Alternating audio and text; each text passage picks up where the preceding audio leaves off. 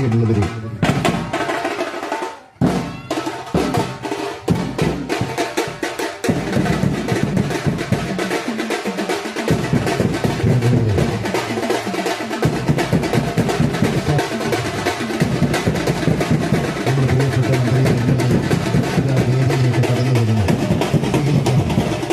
അസാധ്യമായതെല്ലാം സാധ്യമാക്കി കേരള സർക്കാരിന്റെ 4ാം വാർഷിക സമ്മാനമായി കുറ്റ്യാടി നിയോജക മണ്ഡലത്തിലെ നിർമ്മിതിയേറ്റ പദ്ധതികളിൽ ഒന്നായ നടത്തനങ്ങളിൽ വെള്ളോറപ്പള്ളി റോഡിന്റെ 3.5 കോടി രൂപ ചെലവഴിച്ച് നവീകരിച്ച റോഡിന്റെ ഔപചാരികമായ ഉദ്ഘാടനത്തിന് കേരളത്തിന്റെ ആരാധ്യനായ പൊതുമരാമത്ത് ടൂറിസം വകുപ്പ് മന്ത്രി ശ്രീ PA മുഹമ്മദ് റിയാസ് ഇതാ നമ്മുടെ നാട്ടിലെത്തിയിരിക്കുകയാണ്.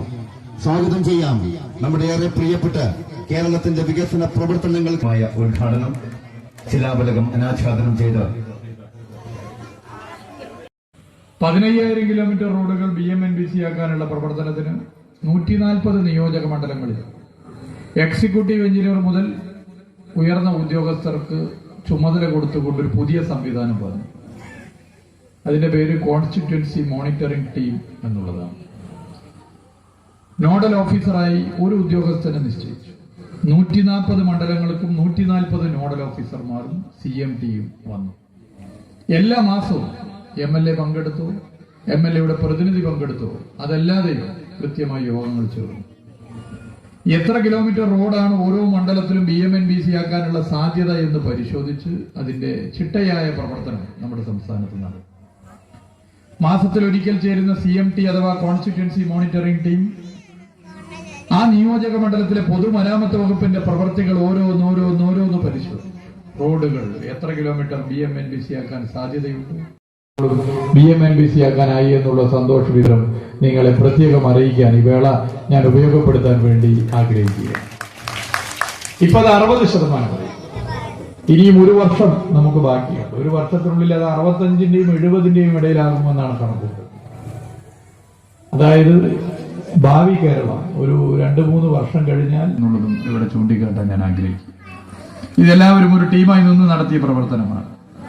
ഞാൻ വളരെ സമയമെടുത്ത് കാര്യങ്ങൾ സംസാരിക്കുന്നില്ല. ഇനിയും ഒരു പരിപാടി, 2 പരിപാടിയിൽ പങ്കുകൊള്ളാനാണ്. കുറ്റ്യാടി നിയോജക മണ്ഡലത്തിൽ ഒട്ടേറെ വികസന പ്രവർത്തനങ്ങളാണ് ബഹുമാനപ്പെട്ട MLA ശ്രീ KP കുഞ്ഞമ്മദ്കുട്ടി മാസ്റ്ററുടെ നേതൃത്വത്തിൽ സംഘടിപ്പിച്ചിട്ടുള്ളത്.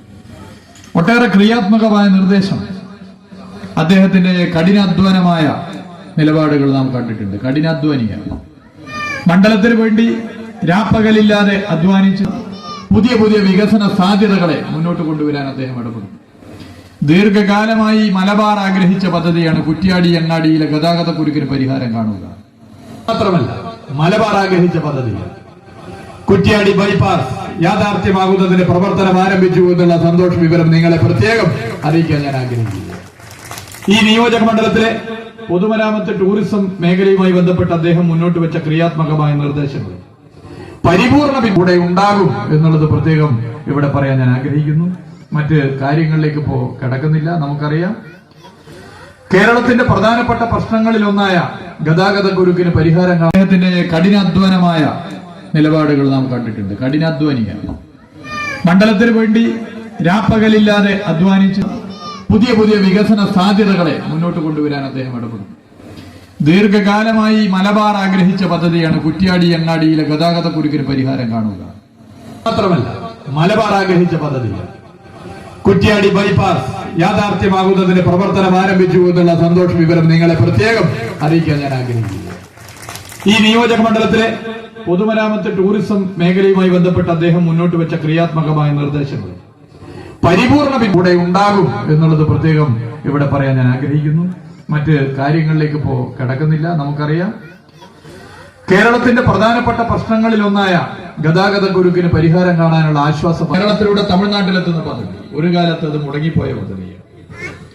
2014 August 14 national highway authority of India ഈ പദ്ധതിയുടെ ഭാഗമായി പ്രവർത്തിച്ച ഓഫീസ് പൂട്ടിപ്പോയതാണ്. എന്നാൽ പിന്നീട് 2016 ശ്രീ പിണറായി വിജയൻ മുഖ്യമന്ത്രിയായ സർക്കാർ അധികാരത്തിൽ വന്നതിന് ശേഷം പ്രധാനമന്ത്രിയുമായും ബന്ധപ്പെട്ട വകുപ്പ് മന്ത്രി നിതിൻ ഗഡ്കരിയുമായും ചർച്ച ചെയ്തു.